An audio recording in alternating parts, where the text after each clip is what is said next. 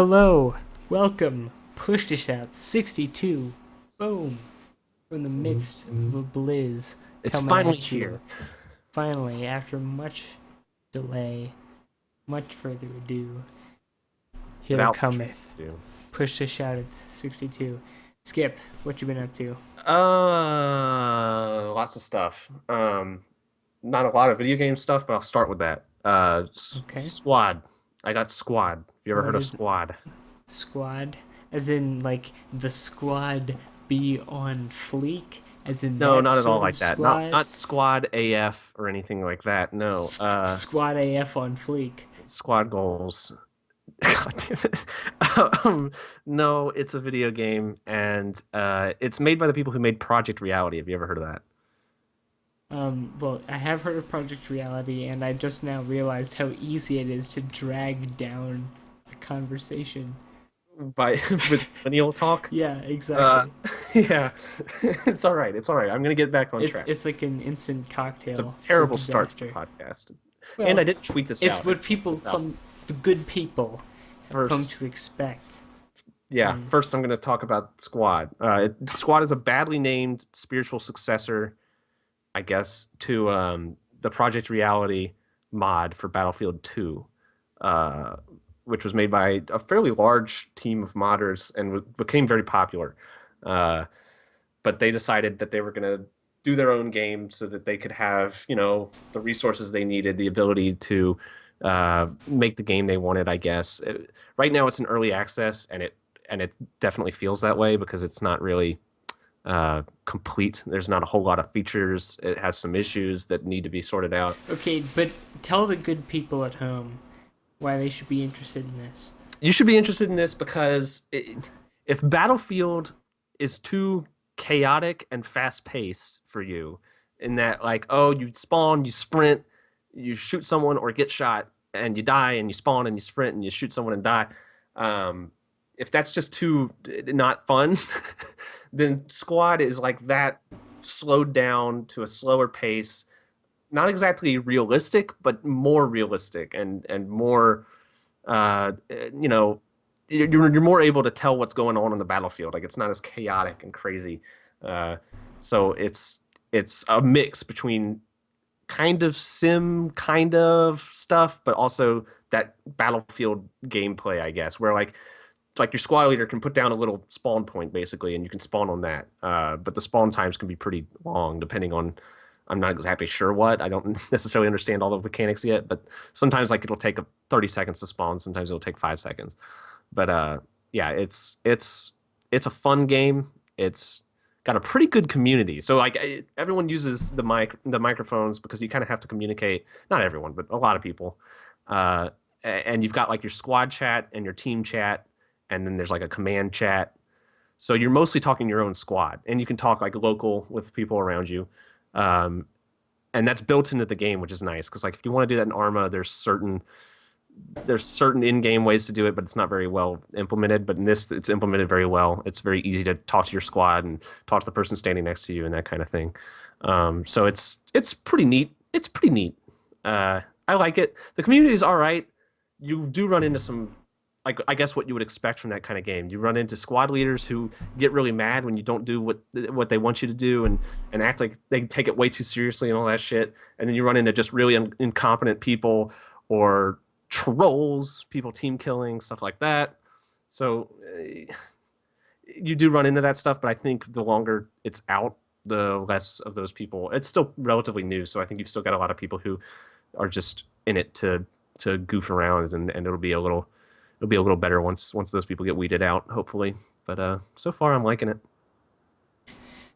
Now, I've been getting into a similar slow shooter Okay. that you already talked about, but I've put off Rainbow Six Siege. I Yeah. just What started playing. do you think? I think it's pretty cool. I I'm do having too. some fun with it. Did you pay $60 for it? I sold some CS:GO items and wound up paying like $40 for it. Okay. I So would say it's a $40 game. Squad's $40, and it feels like it should be. Um, but yeah, I felt like $60 was too much. I'm having quite a bit of fun with it.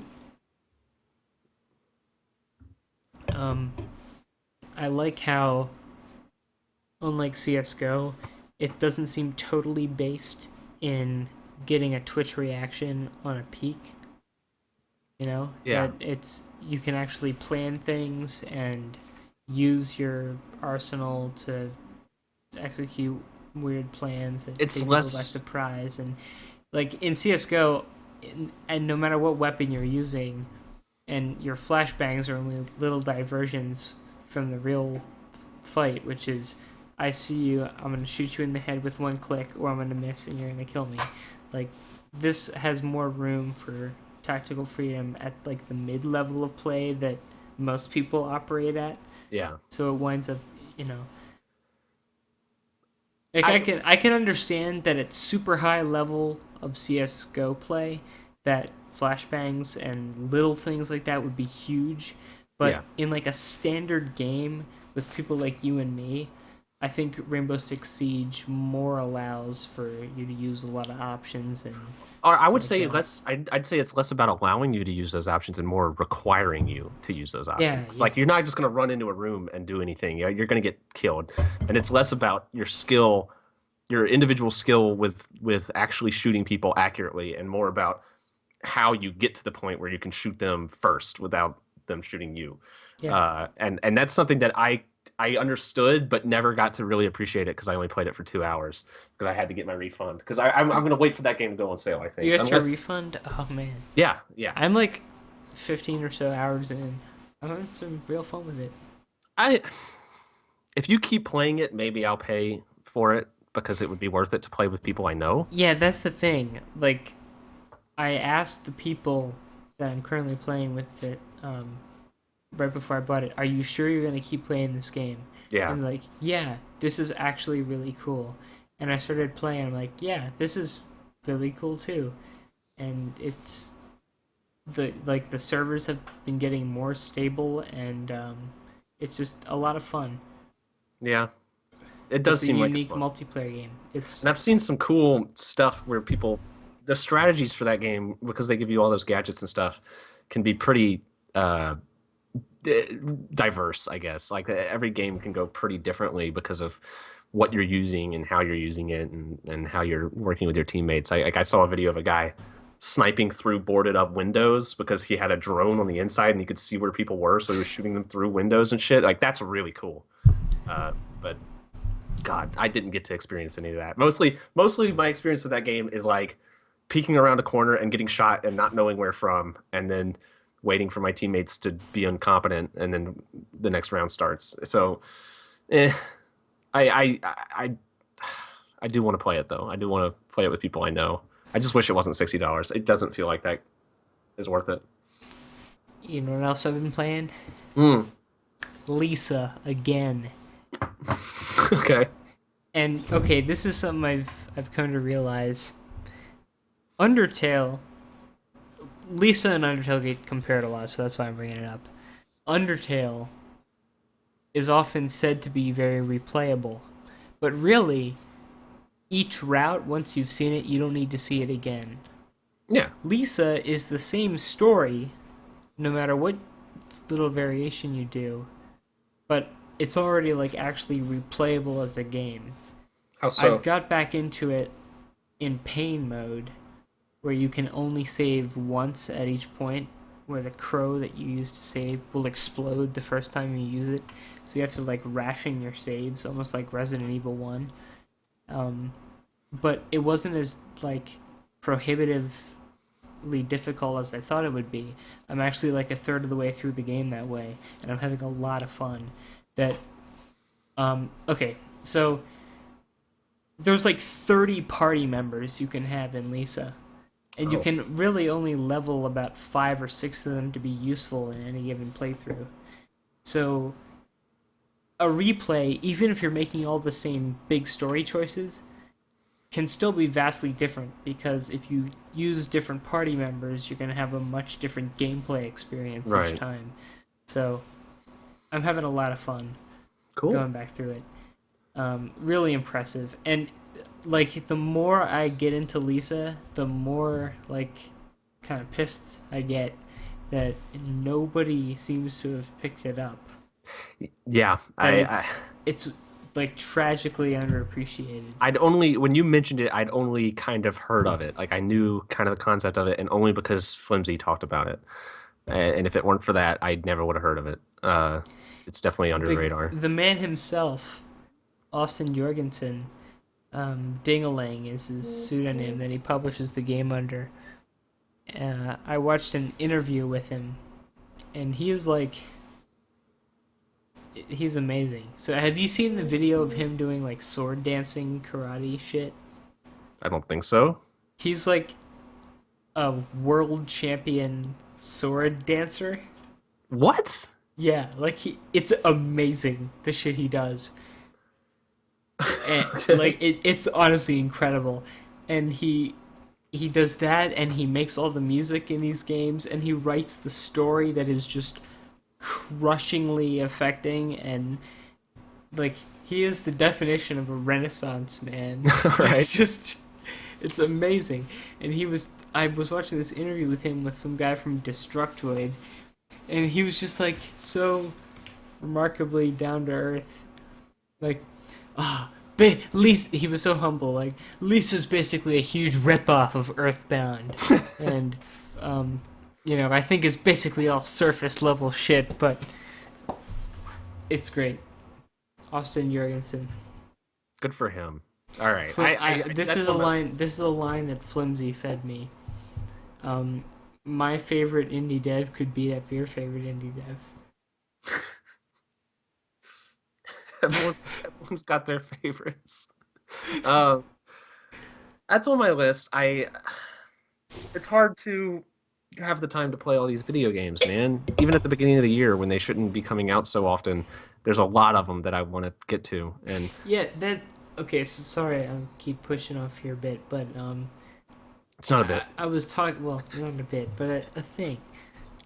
That when you push something on people, like Lisa or Undertale or whatever, that it kind of deters people from enjoying it. Because even if they pick it up, it doesn't seem like the enjoyment is totally theirs.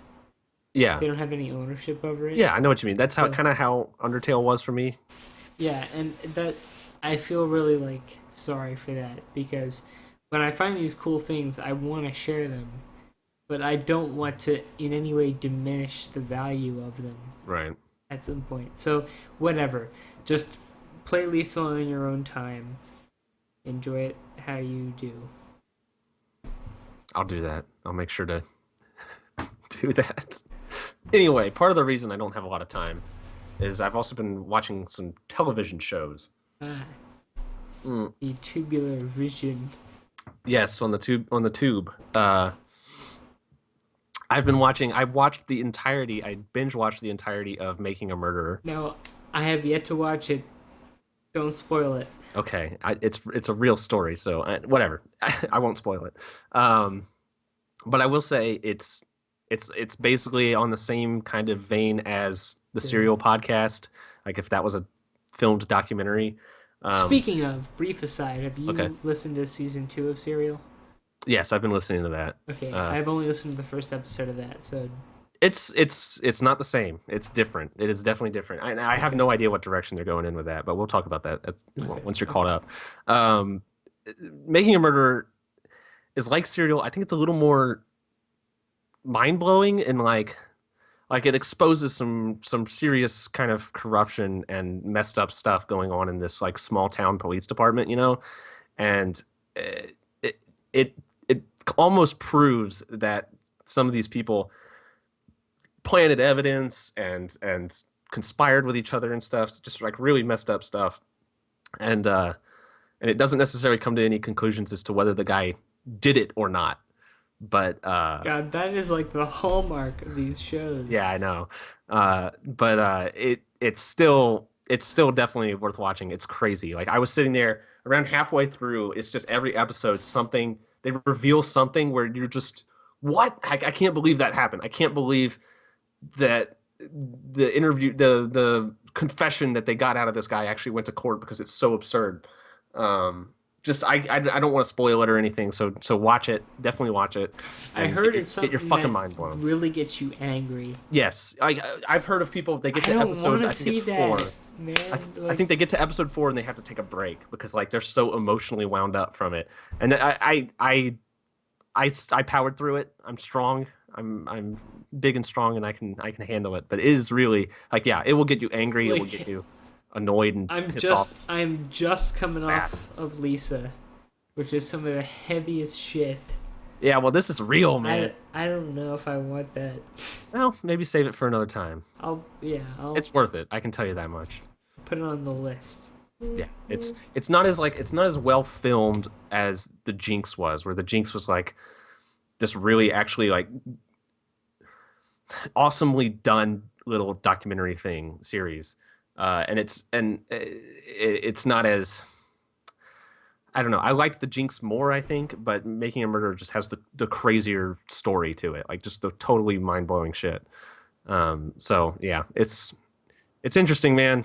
And my first impression of it before I had watched it, my impression of it was like, okay, they saw the success of Serial, they saw the success of the Jinx, and Netflix said, all right, we need one of our own, and they made this thing, and like, oh, they're gonna leave out key evidence and stuff like that to make you more sympathetic, but it's pretty straightforward, and it's pretty good. So there you go. Another thing, Yes.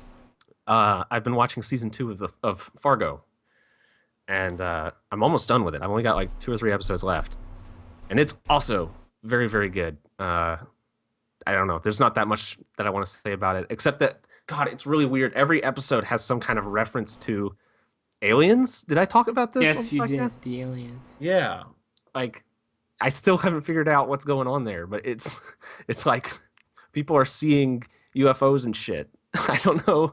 I don't know what it means, but it's exciting. I like it. I'm having fun with it. And other than that, oh, I watched today. I watched Spectre, and it was Really? Okay. How was Christoph Waltz? not used to his full potential. That's a shame. Yeah. That's a real shame. And it should be a really good role for him, but he just kind of feels. He could be the ultimate Bond villain. I Oh, yeah. really feel like if you wrote him right, he could have been the perfect Bond villain. Yeah, and he just I don't think he has enough opportunity to chew it up.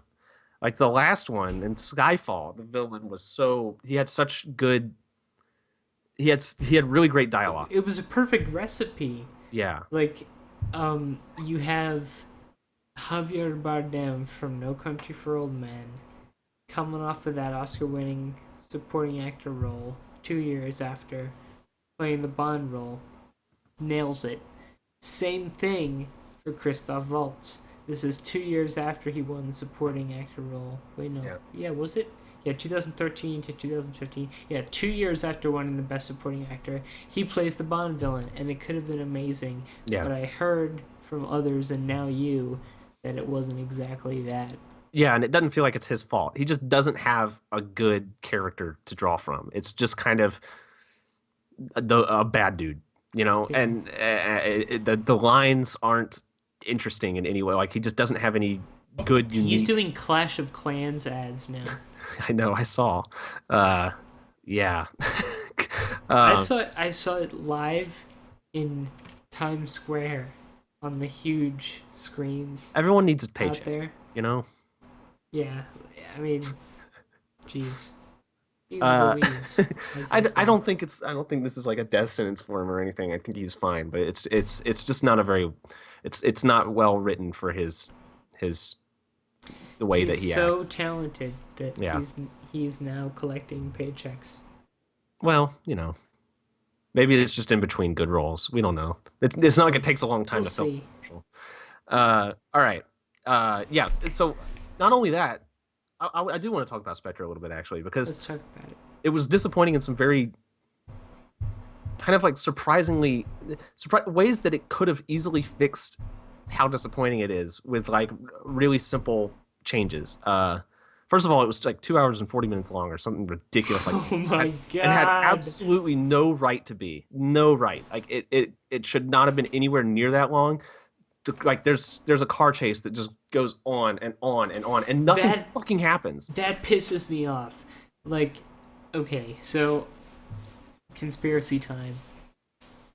Back when I watched That's My Boy, the Adam Sandler movie, Oh God. Okay. and saw that it was like exactly 2 hours 0 minutes and like 1 second long, that I realized there must be some like connection between how long the movie is and how much people get paid. That certain lengths correspond to certain paychecks. I mean, I can't imagine that that's the case. Doesn't make You sense to can't me. imagine, No, I really, can't. I that can't. if you could justify to a studio that we need 2 hours and 40 minutes for this movie, that would like warrant more money. I don't know, man. Either way, the thing is, there seems to be more and more movies, including Adam Sandler movies, Ugh. that even at their trough, Jack and Jill were an hour and 30 minutes. They have ballooned in length. Ridiculous Six was 2 hours exactly. Ugh. And Yeah, so many of these movies, they're just so long. I feel like it's They just are easier way, to. way, way longer than they have to be. That might be that editing and cutting to a suitable level of concision takes effort. But If you can hear explosions in my background, those are fireworks, not a gunfight going on on outside. I don't know if you can hear that. okay. Um, I could see that in like the case of Adam Sandler movies. Like, all right, we got to get a scene in for this guy and this guy and this guy. These guys all need scenes, so that they can get their paychecks. And so the movie has to be long to accommodate all of it. I guess I could see that as being a factor. But in the case of the James Bond movie, I don't know, maybe, but I'm not to saying me it that. feels like I just don't want to bad go that far. I just think that there's some, like on some level of production, that you get more money if you're aiming for a certain length. That's part of the scale of the movie, and that if you're dealing with big names, big properties like Craig and Waltz, then you know including them in a 2 hour and 45 minute production is going to let them get a bigger payout and get more asses I'll in tell seats. you the impression that I got from watching it is that they wrote it thinking that this was going to be like Skyfall was kind of revolutionary almost in like the Bond in the way that Bond is told in a story. Like you delve into his background and like things are revealed and things happen that forever change how the future of Yeah. Bond is going to be. This has a lot of that kind of stuff in it. Like stuff that's like, okay, this is changed forever. There's a storyline here that's going to break off and always be different from how it was. And so I feel like they were trying to make it into that kind of big thing that Skyfall was, but that the script doesn't support it at all. Like It didn't have Adele. the What do you yeah, do without that too. Adele? Actually, I hated the song at the beginning, but anyway, Let the your overall sky fall. the overall story, like just the beats were fine, and like I could see those being in a good movie. But it's when you get down to the nitty gritty and the individual scenes, they go on for too long. The dialogue isn't well written at all. Daniel Craig has the worst dialogue in almost any Bond movie I've ever seen. It's not schlocky enough to be like entertaining, but it's not well written enough to be serious, and so it's just him saying these lines and this like he doesn't feel like Bond. He feels like a knockoff, and Like a robot. and like during the car chase, he's talking to himself. So like he's driving this car, Really? and he doesn't know That what doesn't seem like James Bond at doesn't. all. There's these gadgets in the car, and he doesn't know what they do. There's a bunch of switches, and he's trying each one individually, and like he'll be like, "All right, let's see what this one does." And it's like Bond doesn't say that to himself. That's not a Bond thing to do. That's Bond like isn't the person who doesn't know what the switches do. that too. That too. That Bond would always know exactly what he would be driving along a bridge. There's a story and he'd be going. explanation for He'd be it, driving along the bridge and he'd go and then every switch would just be boom. I'm putting on the springs and leaping across this chasm, and the enemies behind me will fall into the water, and then I'll drive off from the distance and Well, see, there's activate some the stuff. boosters like There with the is switch. there The is some Bond would stuff. never fuck up the switches, is what I'm saying. He would never like misclick. That's Well, not it's something he not would do. misclicking. There's a story explanation for why he doesn't know what the switches do, and it could have been a good scene, but it wasn't. God, those fireworks are fucking distracting. Jesus. Are you sure there's no paramilitary uprising? Like every couple weeks, there's this club on the hill. I'm in Birmingham, and I'm right under Vulcan, and so there's like this party thing that they Vulcan. do, and yeah, Vulcan statue. Like a Black Lives Matter Look it up on Google. thing? No.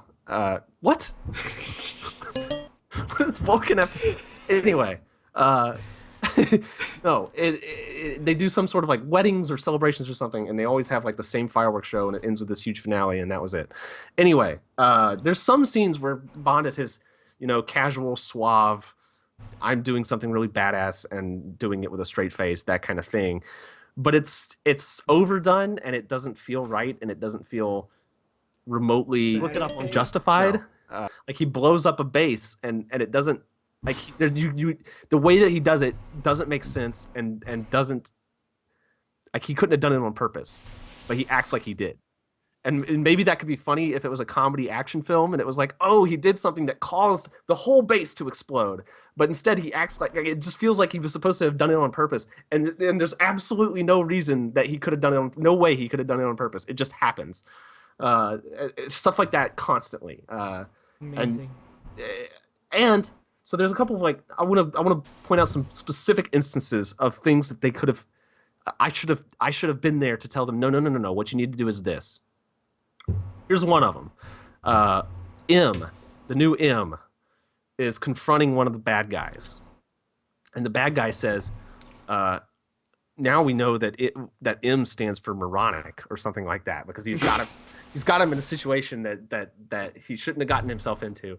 But then it turns out, oh, the gun that he's using to shoot M was unloaded. M has the bullets in his hand, like a really fucking cliche scene. Did What?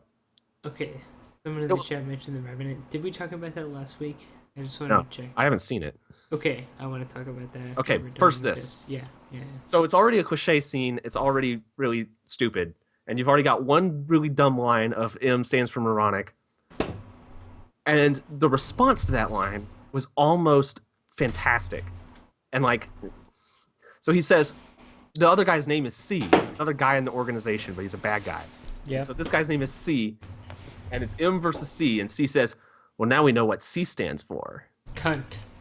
Exactly. That's what you think instantly. You think, oh, that's a funny one. Like he's actually he delivers it well, and he pauses for like 5 seconds, and he says, "Careless." And it's not done for laughs. It's just that's what C stands for, and that drove me so crazy because that would be a classic Bond moment. Would be like, now we know what C stands for, and leave it hanging because that's what Bond movies do. Is there's all sorts of like of metaphors and like things that draw the line between like R-rated and that kind of thing. But instead they say careless, and I feel like I don't know, maybe they were afraid to go all the way, and maybe they're still supposed to imply cunt. I don't know, but that pissed me off. And then the end of the movie, I'm not gonna spoil this. This is just this is the after all the action scene, where he's got the girl.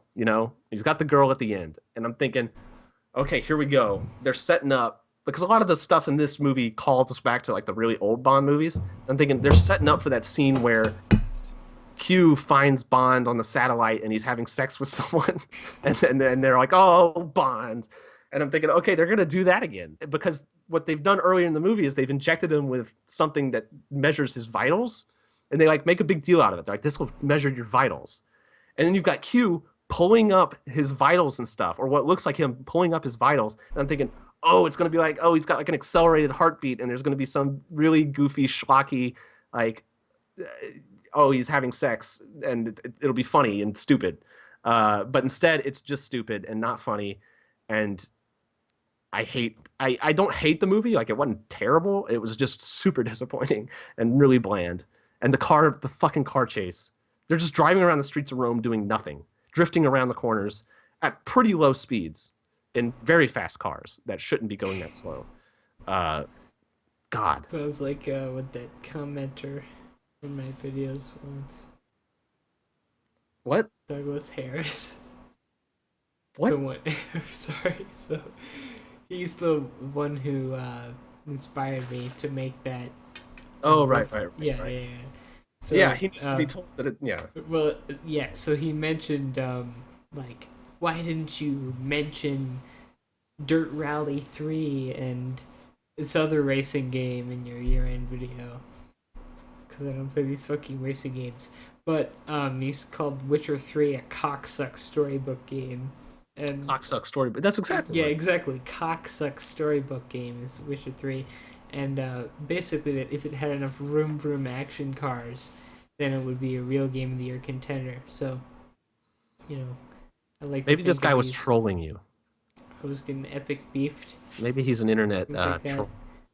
Epic bacon, cone. So did you see The Revenant? I did. Tell me I about it. want to talk about The Revenant. The Revenant was kind of a weird movie. So, it's directed by Alejandro G. Iñárritu, Okay. who directed Birdman. And while Birdman was a super fast paced, really dialogue heavy movie with like comedic undertones, even though it was probably mainly a drama, it Yeah. had comedic undertones. Sure. The Revenant is very slow paced, um, has absolutely no levity at all, Okay. has some of the most beautiful cinematography I have ever seen in my life, and felt extremely long. Felt longer than it should be, but felt satisfying by the end. All right. I've heard it compared to the scene in Castaway where he does his own dental work with the ice skate. Like a lot of It's cringy survival stuff. There was a lot of that, but what's really impressive about it, what elevates it beyond something like that, is the direction. That you have the same technical skill that was in play with Birdman to make it all look like one continuous scene. This is even more incredible because that's in actual nature. These streams and mountains and snowy hills, and they're in actually remote parts of the country. They should have filmed it And in 70 millimeter Panavision, Ultra well, Panavision. whatever they did paid off because like there's these scenes that happen out in the actual wilderness that are like 20-minute unbroken sequences of like different um like fights and I don't know struggles playing out. Like it's not just like a 300 action sequence or something. It's really impressive how The it's put action together. scenes from the trailers looked really, or from the only trailer that I saw, I think, looked really impressive with like him riding on the horse and like shooting some engine off of his horse and stuff like that. Like it looked like all practical effects and It, really, it, it really good. is like it's insane. And well, there's one that's not practical effects that's gotten everybody a buzz. Is the bear. Oh yeah, yeah, I've Um, heard of that scene.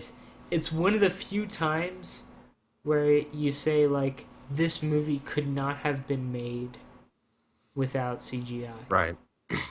That the same value could not have been communicated without CGI because the way that the bear is attacking him, and it's like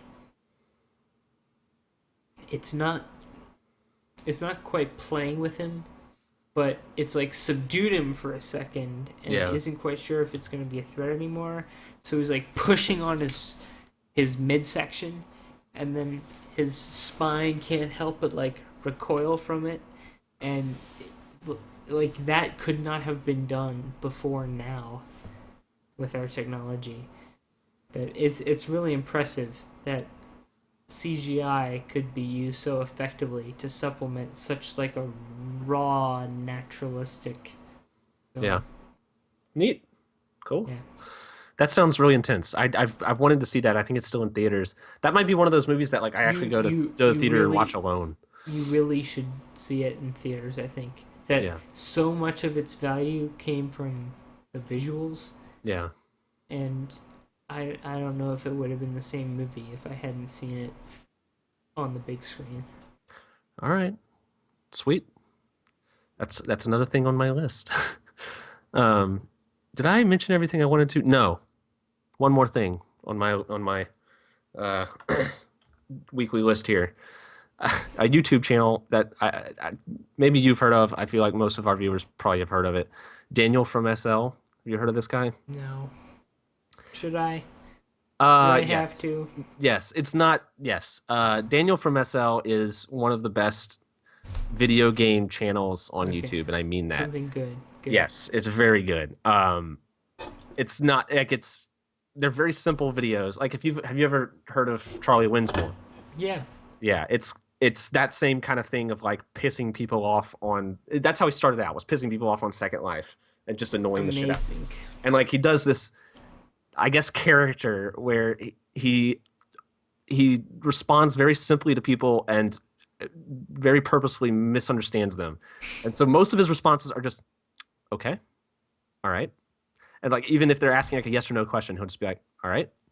And and then they'll tell him to do something and he'll purposely misunderstand it and like cause them to be harmed in some way or something. So he started playing DayZ and Rust, where you can, team up with players and kill them in some really spectacular ways. And like there's one video where he fills people's water up with gasoline, and apparently you can't detect it when it's gasoline, but you just drink it and it poisons you. And so like he finds people out in the thing that are like dying of thirst. And they're like, "Oh man, do you have any water?" And he's like, "Oh yeah, sure man. Here's some water." And then he'll like go play with them and like be like, scavenging the wasteland with them or whatever. And and they'll be like, "It says my character is feeling sick." Like, and then Daniel's like, "Oh really, man? I don't know what's going on." And like he acts like a sociopath too. He doesn't show any emotion, never laughs or anything. He's just like, "What's going on, man?" And then they're like, "I don't know. It's saying my character's sick. I don't know." And then they just pass out. That's great. And he walks up to one of them and he's passed out. And the guy's on Skype with him or whatever. Like he teamed up with him long enough to convince him to go on Skype or TeamSpeak or whatever. And he's playing with this guy, and the guy passes out. And he runs up to him, like passed on the ground. And he's like, "Dude, what happened?" And the guy's like, "I don't know, but I think I'm gonna wake back up. Like, I don't think it killed me or anything." He shoots him in the head, but the guy doesn't know it because he's passed out, and all he sees is the black screen. And they're like, "Oh man, I'm dead." And he's like, "Oh really? You're dead? What happened?" It's phenomenal. I just watched all. He doesn't have that many videos. He's just been like going through 2015, I think. But I watched every single one, and they're all hilarious. They're all fantastic. He's just a fucking sociopath. It's really great. Yeah, someone great. compared him to Nathan For You. He's like the Nathan For You of video games. Like just this kind of like awkward, straight-faced dude that just leads people to their peril, and they have no idea that he's fucking with them. Like for the most part, like he acts like he's on their side, but he's just doing these horrible things. It's great. Oh man, you have to watch that. I'm gonna show you some of his videos because they're really good. Amazing. I had to mention that. All right, let's get to news, I guess. Is there anything else to talk about? Well, Witcher 3, Okay. I've been playing it more. I love to talk about Witcher 3. Yeah, I saw you streaming Witcher 3 quite a bit in the last week or so. I never ever watched, I confess, but I have seen you that you've been streaming. So I've been playing a lot of it. yeah, me too. It's a lot of fun to go back and play through. It's surprisingly fun. I'm still in my first playthrough, but this is a game that I'm enjoying, just like savoring. Yeah. Doing it slow. Yeah. I'm maybe putting in a good, I don't know, 4 hours a week, but each time that I play it, I'm totally into it. Yeah. And it's one of those games that you want to be immersed in. Like exactly. You don't want to. I purposely avoided streaming it because I realized very quickly that it's the kind of game. I think I streamed like the first time I played it, and I said I'm not going to stream this because I don't want to sit here like talking to chat and stuff. It's the kind of game that I just want to focus in on. Or something like the Crones of Crookback Bog Yes. Oh my could have god. been so much worse if you were trying to entertain Yeah. a 30 or so person chat full of people. How far have you gotten? Right now, uh, I've done most of the stuff in Novigrad, I'm pretty sure. Oh, really? Yeah, I think the next major thing for me to do is to go to Skellige. Have you met Dandelion yet? I think I'm about to meet him. Yeah, and then I think after that you are off to Skellige, and Skellige I think was my favorite part of the game actually. Right. Yeah. um, I really like that game. That for me, the first like adventure game I ever played was Ocarina of Time. hmm. That That's was a good one to start out that with. was my benchmark for every video game I ever played. And The Witcher 3 is living up to those standards. And Yeah. I mean, clearly it's better than Ocarina of Time on the Nintendo 64, but I Well, mean, even my idealized standards of that kind of game, it's just doing it all right. yeah, That the the little characters that I meet along the way are interesting and have their little stories, and that means so much. yeah. That I I put a disproportionate amount of value on that kind of thing. That's just my preference. I don't think That it is disproportionate. really, Because I think what The Witcher 3 does really well, and I do think the Zelda games do this very well, and my first real probably adventure game is Morrowind, and Morrowind excels at this. In fact, it's one of its only redeeming features, is world building.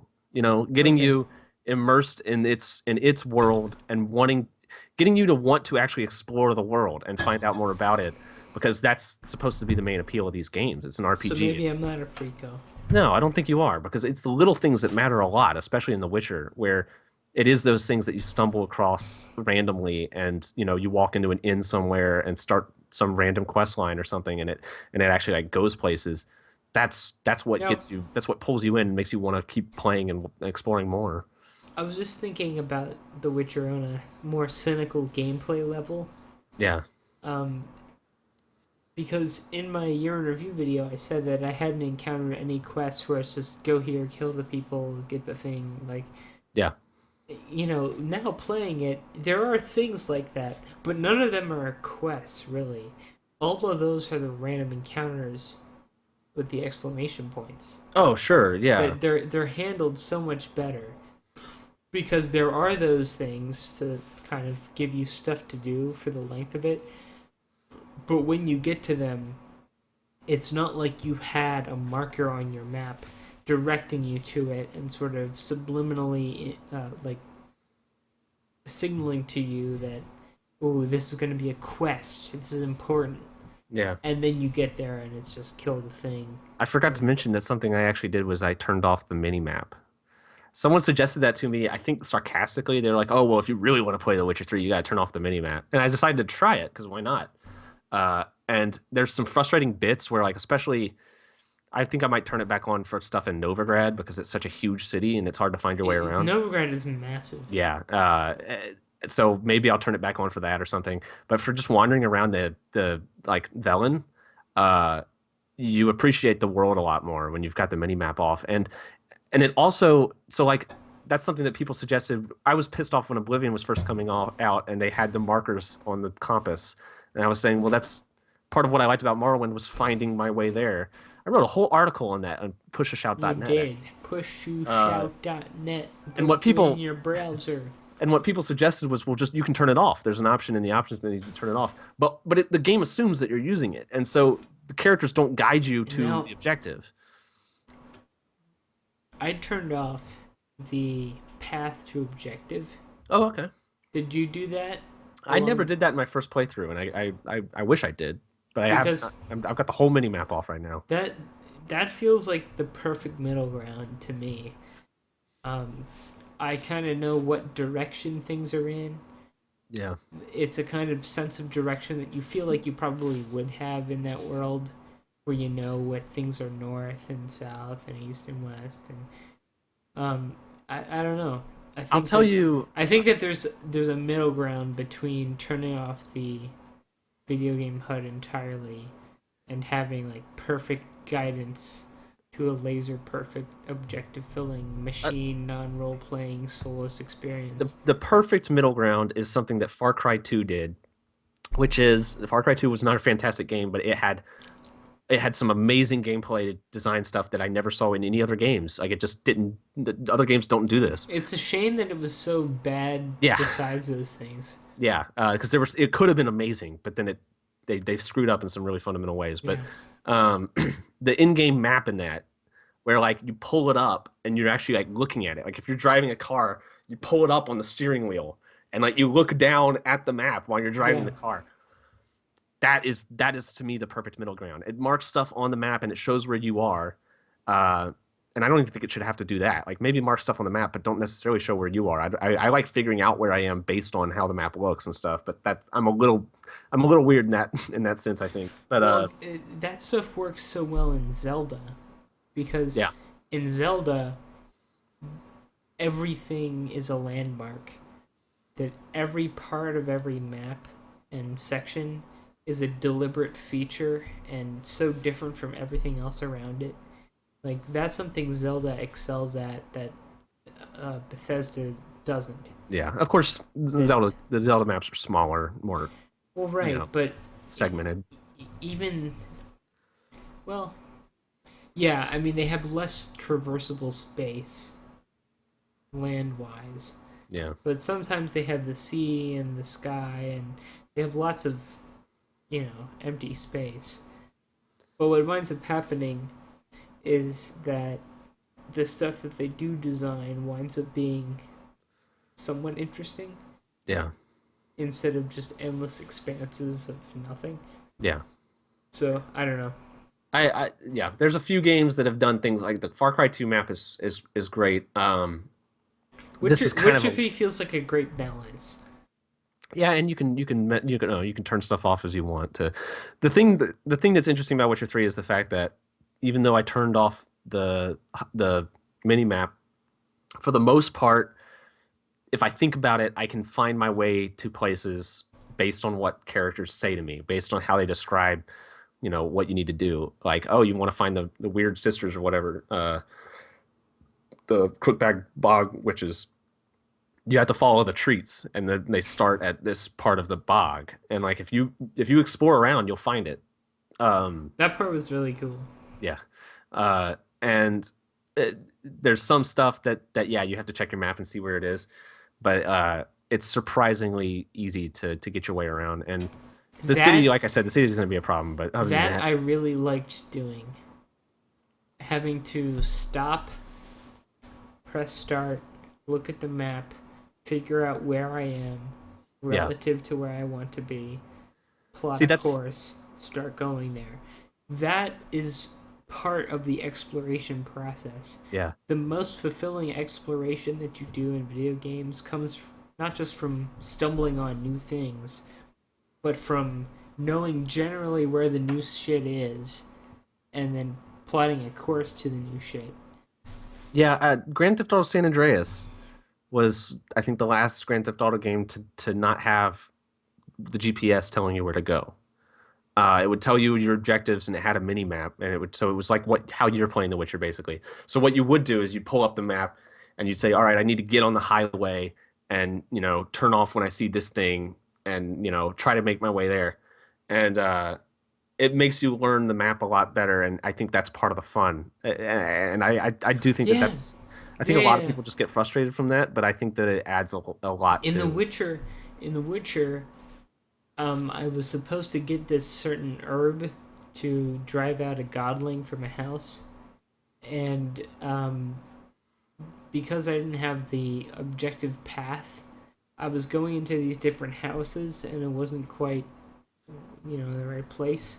Yeah, And so I got to talk to lots of different NPCs and hear the little snippets that they had, and yeah, they were all sort of unique. I don't know exactly how unique they are. You could probably hear the other dialogue across the city, but I've been going to those places. I went into those buildings because I was looking for the house I wanted. Yeah. And I probably wouldn't have encountered that if I had the path to the objective. If I had Yeah. the path to the objective, I would have just gone there and I would have never heard what the incidental NPCs have to say. You also end up just seeing the stuff around you Yeah. that they've spent a long time building, like Yeah, I learned where shit was too. yeah. But having to figure out how to get someplace, it makes you think of that place as more real almost. Yeah, and it makes you appreciate some things that I think would be easier to miss that because they've added so much detail to their world and done such a good job building it that like, oh, this is where the broken bridge is. And you end up looking at the broken bridge Yeah. rather than just looking at the map and saying, "Oh, this is where I go." It's like, "Oh, here's the broken bridge." And like there was a part the reason I mentioned broken bridge is because the part where you go get the Godling's voice back, what's Yeah. his name? With the Johnny. I love that little Johnny, quest there. Johnny, Johnny. Yeah, Johnny. There's a broken bridge on the top of that hill that goes over the waterfall, and he's waiting I at the know bottom of the well. waterfall. And if you go to the bottom of the waterfall, you see the pieces of the bridge that have been washed down Yep. from the top of the hill. Little things like that, like they sound so stupid and insignificant, and like I'm harping on like tiny things, but that's exactly what draws me in. And the port of Novigrad has tons of details on it that I just completely Those are. walked past on my first playthrough because I was looking at the minimap. This is the kind of stuff that I think Western RPGs do better. Because Oh, in Nino Kuni, there's a similar thing where there's a bridge broken in one of the dungeons. And then on like the sort of, I guess you could call it a mega map, where you're looking at the whole overworld and you're walking around on it, you can see a chunk of the bridge wash down the stream. And, that's, you can obviously make the connection there. But there's nothing as involving as that one-to-one scale and realistic positioning that yeah. happens in The Witcher. That it seems, I don't know, it's so much more engaging. It's something that Bethesda does terribly, as I've mentioned before on this very podcast, where like This they have an very overpass, podcast. yes, an overpass that collapsed, but the part where it collapsed doesn't exist because they just whatever they didn't model it in. I mean, it's just like lazy shit. Todd Um, Howard, you are hereby invited to join the boys on the Push to Shout podcast, we know you're a listener. where we will lay pwn you before live studio Well, yeah, audience. we'll ask you the hard hitting questions that you deserve. But I do think I don't like using the term lazy game development because it's like game development inherently is very hard work. Bethesda in particular, they have a small team for Yeah, the size of the game they that's the make. thing. I didn't get the sense at all that Fallout 4 was lazy. There's certain things I felt that like they were putting they a were a marker. team. They were a team and they tried, but it was more than they were up to really. I think That there's inherent things about their game that is lazy though. I think there's things like using a compass to point you in the right direction that is lazy because it's hard to design your world and design your dialogue and quests and all of that in such a way that people can find their own way. It's much easier to just put a marker and say this is the way you go, because then you don't have to design your world. Like there's some you classic. see Fallout 4, if you're moving from place to place in Fallout 4 is like traversing a weird kind of limbo where it's just procedurally content aware filled space with geometry connecting certain scripted story Let's just moments. put a car here and a rock here and a bush Yeah, here and have the road connected and it's it like doesn't. surreal game Yeah. design. And I think it's interesting you used procedurally generated because that is how they did Oblivion, and I think maybe Skyrim too is they Oh yeah, for a sure. speed tree, yeah, and it shows because there's no heart to it at all. And But Witcher 3, you ride around the bend and then you see four people hanging. And yeah, there's a note under it that describes what they've been accused and you can of. see there's an area of the map where The there's been a sun war comes happening. over just over, yeah, and then there's And you can see bodies like and there's burned villages and stuff in this section, and here's where the army is, and oh, they haven't been able to cross this river, and then you can actually like follow how yep. the world works, even just looking at the map and seeing like, oh, here's the war torn area, but then you cross the river where like they're not letting people through, and that's where all the people are having a much better life near Novigrad, where No, like what people are wealthy and well off and just yeah. The Witcher 3 does, what Lisa does almost as well, in having there be very little to no grinding. You can really just do the quests and the side quests as you encounter them, and you're never really going to be outclassed. That it's all basically surmountable if you're moving through it at about a normal pace. That's something Lisa excels at too. That you're never stuck trying to grind and get stronger. Um, I had to do that like once in Witcher, but I probably didn't actually have to. I just wound up doing it. Yeah. But it's not common. Well, Most you're playing on hard, right? yeah. So hard is very hard in some areas, and I think they've patched it and made it a little better. But like there was one area where I did a quest that said it was my level, and I come across an enemy that was basically impossible for me to beat, and I had to just go back later. So there was some weird stuff where they fucked. I do have a lot of criticisms of The Witcher 3, believe it or not. Especially my second playthrough, I'm starting to like notice a lot of the flaws, which I already was aware of, but like have amplified. Where it's like, God, this horse really does control awfully, like terrible. It's awful. I hate. I have noticed that. Yeah, And that Roach is really bad. yeah. And Especially because, okay, Metal Gear Solid 5 fucking sucked story wise.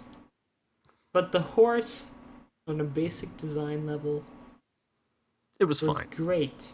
I won't know about great. It was I fine. think it was great that there were basic decisions that were made that made it a great implementation of a horse in a game. Where you would call the horse, and even if you were running, it would come up alongside you and you Yeah. could mount it and keep sprinting. But that's something I've really, really wanted playing It's The still Witcher basically 3. Red Dead Redemption's system But it's better. Metal Gear. But I it's don't know. better. It's about the same. No, it's better. But yeah, The Witcher 3 does not do a good job with that. Yeah. Well, it's a good job. I don't know if it's a great job. It's not No, as I good think as it the does a. jobs I think before. it does a. I don't even know if I'd call it. I don't know if I'd even call it like acceptable. I have so much trouble. Just like, did you Yeah. ever find this where like you're going along the path and you just stop, like your horse goes, Yeah, there's yeah. nothing there, and you just have to Yeah. start again. And That's it's like, happened. why the fuck am I having to do that? It's just And then getting stuck on ridiculous. trees and shit. If you try to like go off the road and like turn around, like you get stuck on trees, but you're still sprinting. It's just like this really old school, weird control design that sucks. And I really, really strongly dislike. Like I found myself wanting a mod that just like gave me a motorcycle or something to use instead. Of all the mods I've been wanting, I don't know if this is just me wanting less difficulty or something, but repairing weapons and armor.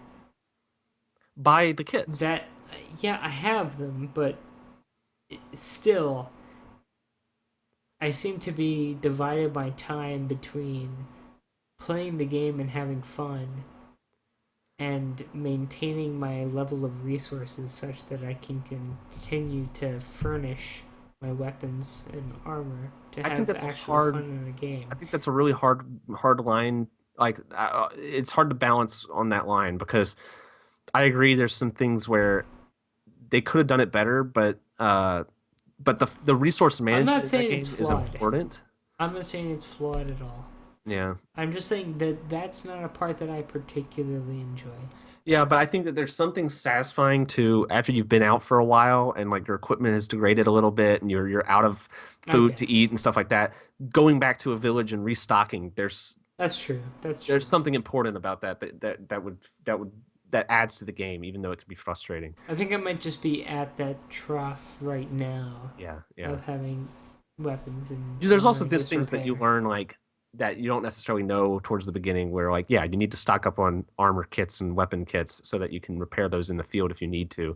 I made the mistake of not doing that in one of the first quests where you're going through the elven ruins following the wild hunt, and like that goes on forever. It's a really long quest and it's too long and I don't like it.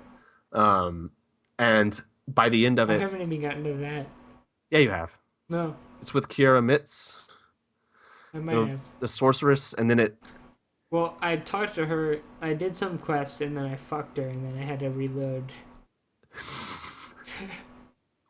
Was it before that? Yeah, I think it was before that. I think that's Okay. the part Yeah, afterwards. Have you done the rest of that quest where like you go to the island with the tower on it? Probably. No, maybe not. No. You would remember it. It's a very memorable quest. You go to out to an Yeah, island. It's currently Island. I just have an invitation from Kira Metz. Yeah, you need to do that. You need to do that quest. No, because if I do that, then I fuck her. You don't have to fuck her. You I can, have to fuck her. then do that and still play. That's what I did on my first playthrough. But I She only tricks want you. to I know. fuck She Yennefer. tricks you. Oh, okay. Well, then you can stay loyal, and you just have to completely avoid her. I don't We're know. seeing insights into your life, into your real I don't know, life. I think I think Triss is better, honestly. Wow, you're a Triss guy. I've had lengthy What's worse discussions on about my Triss? streams What's about- what's worse about Triss? I've discussed this at length on my stream that there's two kinds of people. There's Triss people and Yennefer people, and that Triss people they just want Yennefer people are sheep. Triss Yennefer just, people are stupid sheep. Triss people just want a Stupid pretty fuck sheep. Triss people just want a pretty hole to put their dick in. A pretty and hole. Yennefer people a want pretty a woman. hole. Yennefer people Yennefer want a people- woman, a real woman. Yennefer people are slaves to memories they've never had. But they're still real. Well, they did No, have. they're fucking made up. Anyway, You're a fucking SpongeBob. well, SpongeBob. Yeah, SpongeBob. Okay. You need to do that quest line because it's really I good. will. It's one of the better ones. Oh, really? Yeah. Is it actually more than just fucking her? Like, does Oh. it go into a different quest? Yeah. Yes. It goes on to a. Yeah. You need to do that quest line. It's not Okay. about her really. Okay. She's just the instigator. It's fucking good. Yeah. That's like one of the top 5 quests for sure. Okay. So anyway, yeah, that's a I'll good do game. it. That's a fucking good game. And I'm also picking up Earthbound again. I'm gonna finish it. Okay. All these old school RPGs getting you Yes. into it. Yes. All right. Whew, that was a long discussion. Yeah. Which is good because we don't have a lot of news to talk about. Is there any really? No. Okay. No, we've just put random things on here. There's the I mean, I feel weird talking about anything at all right now because let me I can just tell talk- your chi is off because of the Yeah, my chi is strange because your aura is different. my aura is out of whack. Yeah. Whack.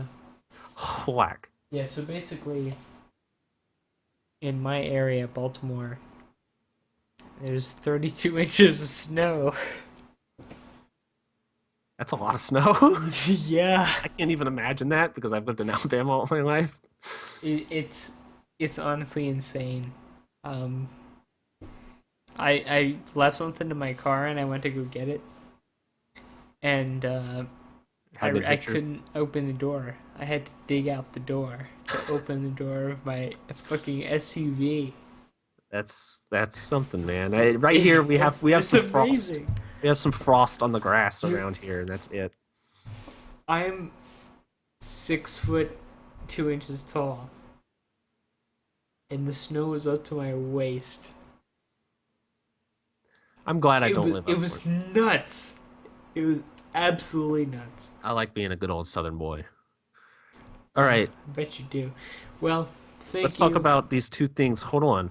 Okay. 3 things. Let's 3 hold. things to talk about here. Holding pattern. 2 of them I think will be real quick. I wanted to mention that The Witness is coming out, and I'm putting in. I want to play that. It's made by the guy who made Braid, and Really? it's supposed to be like a really crazy hard puzzle game. It looks really interesting. So I think that it's also really expensive though.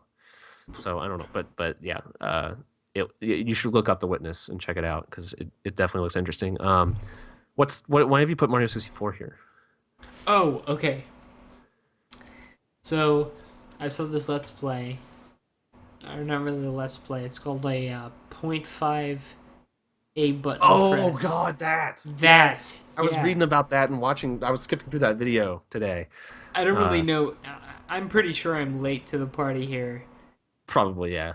but it's basically just this guy who gets really intensely deep into specific technicalities of Super Mario 64, Yeah. done with a tool-assisted speedrunner, and he's like,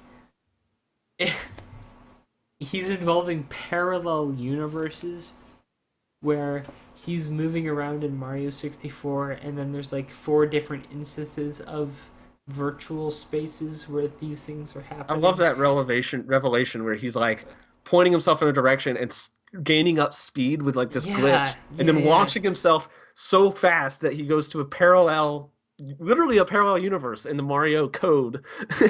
It's bizarre. That shit's What's crazy. the funniest thing about it though is how he explains it. Like he talks about it like it's all just obvious Yeah, and yeah.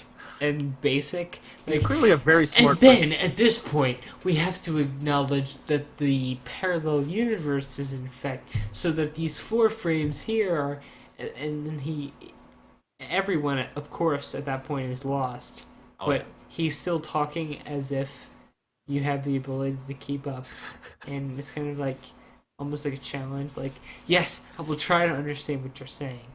Okay, so what you're saying is that if this angle is this way, yes, god damn, I'm with you, buddy. Like, it's a really interesting experience. Yeah, I didn't watch the full video. I just skipped through it, but that shit was crazy that he was doing. And I looked up some like other tool assisted stuff that I'd kind of seen in like SGDQ and stuff, like the Tazbot stuff.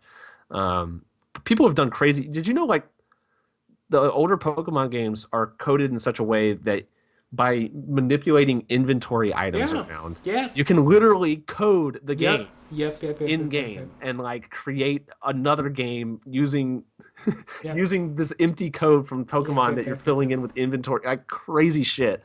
Yeah, that people go really far with that. I've seen a Mario, I gotta say Super that Mario World. that is one of the like most formative gaming moments of my life. What? Is me in the car with my older cousin. He was playing Pokemon Yellow, and he was doing the missing no glitch, where Mm, you see the missing no Pokemon and duplicate your items. yeah, And I had no idea about any of that, but just seeing a game that I thought was kind of ironclad and had set rules just being completely blown apart and yeah. broken, that was amazing. And this, the speed running that happens now is like a tenfold escalation of all that. Literally Where, tearing games apart. yes, yes, Like it's amazing. in this, It's so fun to watch. if you look up, there's a Super Mario World thing where they glitch the game in such a way that like they fuck it up so hard that it gives them an empty line of code or something that they can then like plug a Raspberry Pi into and boot up like basically Pong, but they're Great. still using the assets from Super Mario World. So like it's Mario being bounced around by like platforms, and then like they start playing Snake and they're still using the Mario stuff, and then there's another one where they That's so build a Mario insane. level. Like they get into the debug mode somehow. Like still in game, they get into the debug Mario thing where they can actually build their own level, and like you're just watching it frame by frame build this level. Crazy, weird. It's very very interesting, and yeah, I agree that there You're was. forced to ask who has time to do I this know, right? shit. It's a hell of a hobby. But Halo, I think, was one of the biggest things for me, where like trying to find glitches and get out of the map and Oh god, stuff. the I was super really into jumps in that. Halo 2. That Yeah, was, oh man, that Halo was One and where Two it was at. had some crazy glitches that you could find, and Halo 2 was especially sloppy. I That think Halo One was sloppier, but Two was more maybe, popular but because you could like get 2 in multiplayer games and do 2 it. like the super jump on Ascension, that was my favorite shit to do ever. That I Yeah, would just always crouch under the thing and like get glitched out enough to jump onto the thing and get bounced all the way up So that In was one you could reasonable. do It was warthog fucking launches. great. In one, you could go in silent cartographer and you could run around the level picking up grenades and then on co-op and then stabbing your partner in the back while he's holding the grenades so that he drops them under the warthog. And then you can blow up all the grenades at the same time while at the same time grabbing an overshield and getting in the warthog. And while the overshield is charging, you're invincible. So it launches the warthog unbelievably high in the level and you're in it. And that was super fun. I would do that with my friend all the time. And in the multiplayer maps, like in Blood Gulch, you can get up on the invisible walls and like drive your ghost up there and stuff. And I just thought it was single player has some weird stuff too. Like you can find monsters and enemies that hadn't fully loaded in like their AI yet. So like they're partially there but partially not. Like they don't react to you, but they still. It's weird. And that was crazy for me. Like I guess for the same reason that Pokemon was for you. It's like I'd never done that with a video game. Like seen kind of the behind the scenes, behind the curtain kind of thing, and I was fascinated. I did so much of that with Half-Life 2 with the console. Yeah, Half-Life 2 has some good ones. And yeah, I nowadays when I see a glitch, it's just like, oh, there's a weird glitch, and there's nothing magic about it anymore. But like at that age, there used to be real magic. Yeah, it was magical, man. Magical. It was David Blaine level shit. Well, one more thing. One more thing. The Smash Brothers tournament. Genesis 3. Holy fucking shit. The grand finals. You were watching. I was watching. The grand finals between Mango and Armada is the best Super Smash Brothers Melee that has ever been played. Damn. In terms of quality of a match and everything, Mango lost early on to like some practical no name. It was really strange. And got placed in the losers bracket. Yeah, so you got put in I love the way they organize those tournaments. It's double elimination. Yeah. So you lose once, and then you have one more chance, and if you lose again, you're out. Yeah. So, Mango got put into losers, and then he came back, and he lost one set to Mango, and he won one set. Sorry, he lost one set to Armada and won one set to Armada, and ended up losing the tournament because of it. But I mean, the grand finals between Mango and Armada was just above and beyond everything you could expect from Melee. Yeah. Mango's Fox was so perfect. He would do these short hop neutral layers into shines and then back into another shine and back up into a neutral layer into a shine and keep this insane pressure on Armada. And then Armada, whenever he had any opening at all, a single grab, he would turn it into a whole stock. He would just perfectly chain them into death. It was nuts all the way through. It was a very, very close set, and as a set, it was probably the highest level the game's ever been played at. I don't think I've ever seen in any sporting event. Maybe when Auburn had some crazy last second wins in 2000, I think it was 13. Because I was there for those, but I've never seen any crowd react so strongly to something as the end of that last match. Yeah, where like right when it ended, everyone just fucking went insane. Like when Mango won that or whatever. Mango was it Mango winning or was it Mango won one set, and then Armada came back. But the match before that, right, where Mango was who was he fighting to get out of the losers bracket, right? It was Mango and Plup. Was it that one that I saw the end of? The second to last. Mango and PPMD. Was that it? The second to last match was the one where Mango and Hungry Box. That was it. Mango and Hungry Box. That was Hungry it. Box. Yeah, I guarantee you. Yeah, with Kirby. No, it was Jigglypuff. Whatever. Same fucking thing. Kirby is the worst character in the game. That's who I always play in 64. But yeah, the ending of that thing. That was crowd nuts. reacting to the ending of that. You need to like look up a video of it because I saw it. No, I saw it. I'm just live. talking to the audience. Like if you haven't seen this shit, you need to look up the ending because it's it's insane. That is the crowd goes fucking insane. That is what I love about Melee. That even though I'm into it, I'm so glad that people who aren't super into it can watch it and understand what's happening. Yeah. That if you watch super high level Street Fighter, it still kind of looks like a kind of lame back and forth.